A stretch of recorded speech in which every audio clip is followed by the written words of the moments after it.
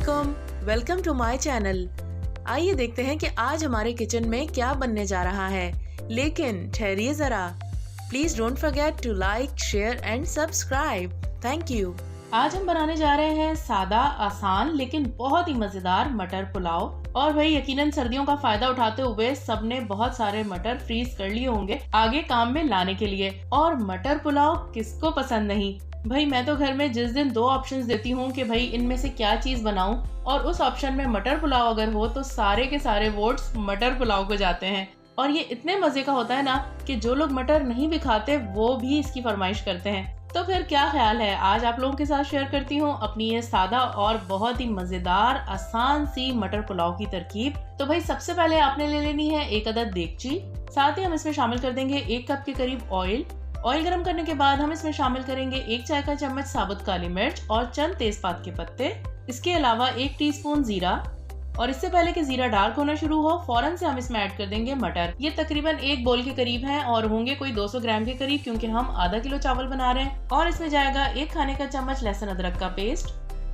और अब हम इसमें ऐड कर रहे हैं 1 पाव के करीब दही, जिसमें 1 प्याली पुदीना और 8-10 हरी मिर्चें हमने पीस के डाल दी हैं। दही डालने के बाद हमने इस मसाले की भुनाई करनी है। और जब मसाले की थोड़ी सी भुनाई हो जाए तो इसके अंदर हमने शामिल करनी है इमली। आप डायरेक्टली ऐसे ही डाल दीजिए, घोल के डालने की जरूरत नहीं है, बीज समेत ही ऐड कर दें। इमली डालने के बाद इसमें हम ऐड करेंगे आधा खाने का चम्मच पुलाव मसाला। पुलाव मसाले का लिंक डिस्क्रिप्शन में मौजूद है, वहां जाकर आप वीडियो देख सकते हैं। उसमें 4 तरह के मसाले मेंशन है, निहारी, कोरमा, बिरयानी और यखनी पुलाव। तो वीडियो जरूर देखिएगा, वहां से आपको बहुत जबरदस्त होममेड मसालों की रेसिपीज मिल जाएंगी। अब हमने इस तमाम मसाले की उस वक्त तक भुनाई करनी है जब तक कि ऑयल सेपरेट नहीं हो जाता और सारा का सारा पानी खुश्क ना हो जाए। और साथ ही हम इसको हल्की आंच पर ढक देंगे ताकि मटर थोड़े से गल जाएं। अच्छा, ढक्कन ढकने के बाद मटर हमने बहुत ज्यादा देर तक नहीं पकाने हैं, वरना फिर वो गल जाएंगे और हलवा हो जाएंगे। तो जैसे ही 1-2 मिनट गुजरे उसके फौरन बाद हम इसमें चावल शामिल कर देंगे। चावलों को हमने बहुत अच्छे से पहले वॉश किया है और फिर 1 घंटे के लिए भिगो दिया था। और ये तकरीबन आधा किलो बासमती चावल है। हमेशा मैं पुलाव के लिए बासमती राइस इस्तेमाल करती हूँ। और मिक्स करने के बाद इस पर ढक्कन ढक देते हैं ताकि जल्दी से उबाल आ जाए। और ये तकरीबन उबाल आने के करीब है। यहाँ पर इसको एक बार हम चला देते हैं और साथ ही इसमें ऐड कर देंगे थोड़ा सा सिरका, यानी आधा किलो चावल है तो 1 खाने का चम्मच सिरका आप इसमें ऐड कर दीजिए। सिरका डालने से चावल हमेशा खिले खिले बनते हैं, आपस में चिपकते नहीं हैं और जिस वक्त पक रहे होते हैं ना तो बहुत ही शानदार किस्म की खुशबू आती है। अच्छा, नमक मैं हमेशा चावलों में उबाल आने के बाद ऐड करती हूँ। इससे क्या होता है कि चावल की क्वांटिटी उबाल आने के बाद थोड़ी सी बढ़ जाती है, तो आपको सही अंदाजा हो जाता है कि इसमें कितना नमक डालना है। और नमक डालने के बाद एक बार और अच्छे से मिक्स कर लेंगे। इसके बाद हमने इसमें चमचा नहीं चलाना, क्योंकि बासमती चावलों में ज्यादा चमचा चलाने से वो टूट जाते हैं। और जैसे ही पानी खुश्क हो जाएगा तो इसे दम पे लगाना है। और दम पर रखने से पहले इस पर हम हरी मिर्चें साबुत डाल देंगे हल्का सा कट लगाकर, और थोड़ा सा पुलाव मसाला जो है हल्का सा दम पर भी छिड़क देंगे।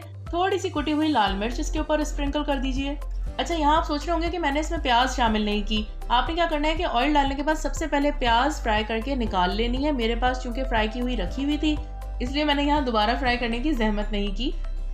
हमेशा जो है ना वो तली हुई प्याज में थोड़ी सी इजाफी फ्राई कर लेती हूँ। जब भी कभी जरूरत पड़ती है बस फ्रिज में से निकाली और इस्तेमाल कर ली। तो 5 से 10 मिनट दम लगाने के बाद अब बारी है इनको चेक करने की, क्योंकि ये तैयार हो चुके हैं।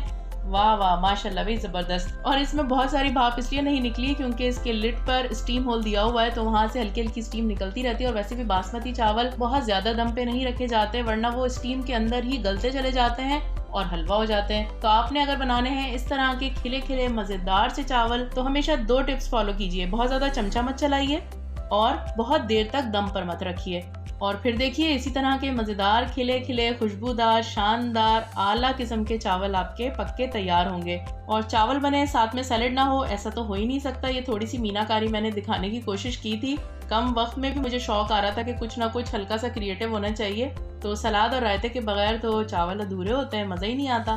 तो जनाब ये थी हमारी आज की रेसिपी। उम्मीद करती हूँ कि आपको पसंद आई होगी। इंतजार रहेगा आपकी राय का। अपना रखिएगा ख्याल। अल्लाह हाफिज।